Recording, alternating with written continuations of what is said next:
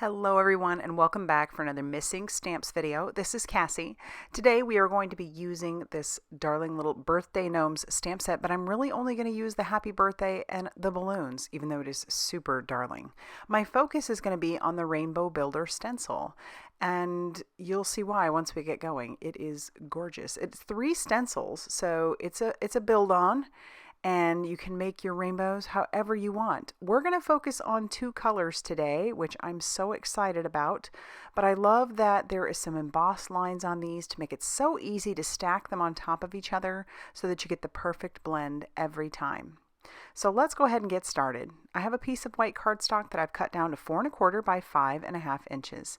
I'm putting this on my Wendy Vecchi Make Art Station just to hold it in place, and I do get a little crazy, a little cray-cray up in here, so it moves a little, but it's very easy to shift back.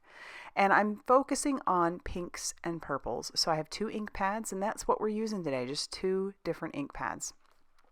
So I'm going to blend that into place for the first one. For our first part of the rainbow stencil, I'm blending just the pink on there. See, I got a little crazy. So it shifted, but we're good. We shift it right back and nobody is the wiser, right? And then we'll move our little magnets and we'll start doing the other parts of the rainbow. But just think of the color combinations you could do. Obviously, you could do this as a rainbow just fine. You know, you've got your red, Roy G. Biv. Or you could do it with like blues or greens or purples, or, pick a couple colors like I did and do pink and purple, do blue and green, do red and yellow. That would be kind of fun too. There's just so many different possibilities with a stencil like this, and I love that. So use your imagination, go crazy, and think of all those color combos. All right, so now we'll move on to using our second stencil. We'll bring that in, line that up super easy like, and once again, just put all of our magnets down in place. And then we can move on to using our purple. It's more of a berry kind of color, and so I think it goes so well with this pink that I had chosen.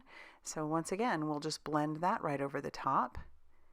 And it's perfectly spaced simply because we've used those embossed lines, and we can move on.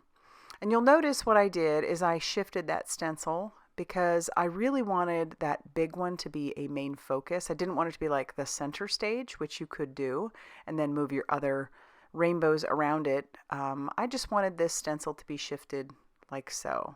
So you could make it a little easier on yourself and not move it the way that I did, but I like it. I like it. And again, that also means there's a lot of placement possibilities here with a stencil like this. Okay, so now that we're done with that, I'm going to take this out of there, and I kind of decide that I don't like all the stark white on the edges. It's pretty, but I want to soften that a little, so I'm going to use the purple blending brush, and I'll bring back in that ink pad, and we will just blend that purple all along those edges before I bring in that third stencil. And then I do decide to cut this down just a little bit because I have a thought in my head. You'll see it as it plays out. But I'm going to blend that edge now. And then we'll bring in our final stencil. So our final stencil, I decided I needed to hold down with just some tape.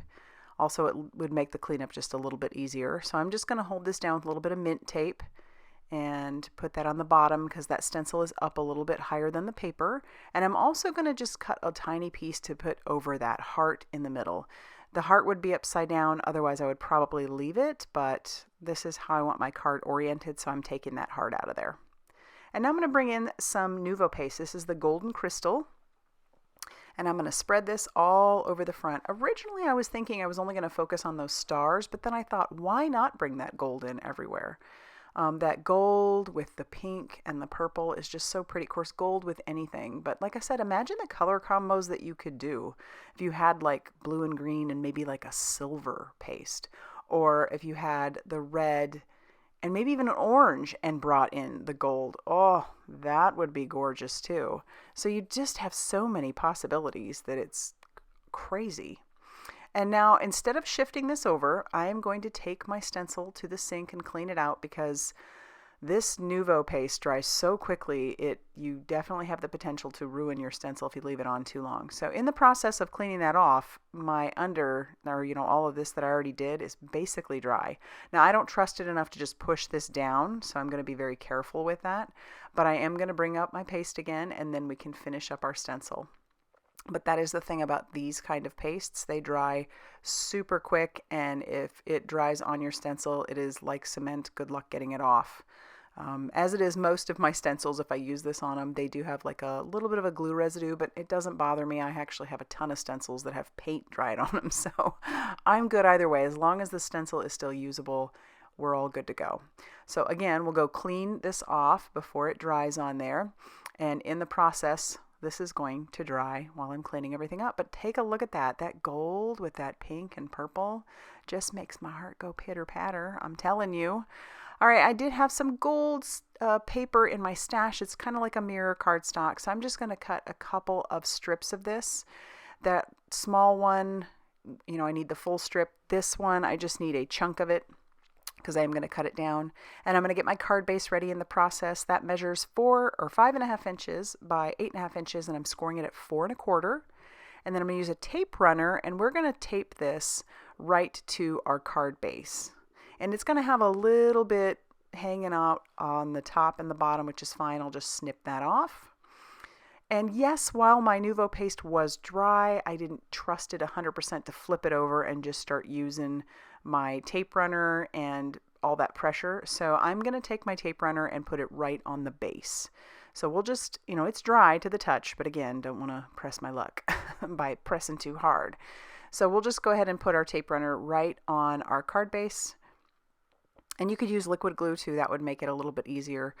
But here we go. Just hold that up, and I can line everything up on my glass mat, and then just press down on the parts where there isn't any gold Nuvo paste, and that's on there. So now this strip I'm going to trim down. This is going to go on the front. It's going to help kind of really bring out that sentiment that we're going to be using, which is happy birthday. And I've put some magic powder bag over the top of it. I'm going to ink up my stamp, and then I'm going to cover that with a gold embossing powder so that we have just nothing but gold and just that pop of black on there. And I'll heat set this till that is smooth and melted. And I always love how gold pops on black. So we'll clean up our mess, wipe away any of the excess residue, and trim down our sentiment. And then when it's ready, before we attach it, we're going to stamp on the inside. But I'm just kind of taking a look at how I want those. I'll trim that down. And actually Max comes in here. Max is going to come in and say hello. He thankfully waited till after the mess, which is surprising. I'm going to attach my sentiment right to my gold piece. And the reason I'm doing that is I want that to dry a little bit. And that way I only have to use one piece of foam tape on the back of both of those. So that's what I'm going to do. I'm going to put some foam tape on the back. My little inspector watching everything. He loves paper. He is just too much sometimes. He's a mess. I'll trim that down, and then before I attach it, this is where I decide I'm going to stamp on the inside. So I am going to bring in that purple ink again, and we're going to stamp that all on the inside just to add something to the inside. I like doing that. It's just, I don't know, it ties everything together, and then it takes away some of that pressure of having to write so much on the inside of a card. So that's, yeah, part of my excuse, but I also really like how it looks. So we'll just add those balloons, and then we'll close it, and then we can line that up on our glass mat, and now we can attach our sentiment. And then I'll trim off the excess, and that's going to finish off our card for today. I so love this, and I want to do this with other color combinations. So imagine all those possibilities. If you like this video, be sure to hit that like button, and definitely consider subscribing if you have not already done so. And big thanks for all the ways that you guys support me, whether it's watching the commercials or using my affiliate links or hitting the like button. You guys are incredible, and I'll see you very soon in another video. Bye, everybody.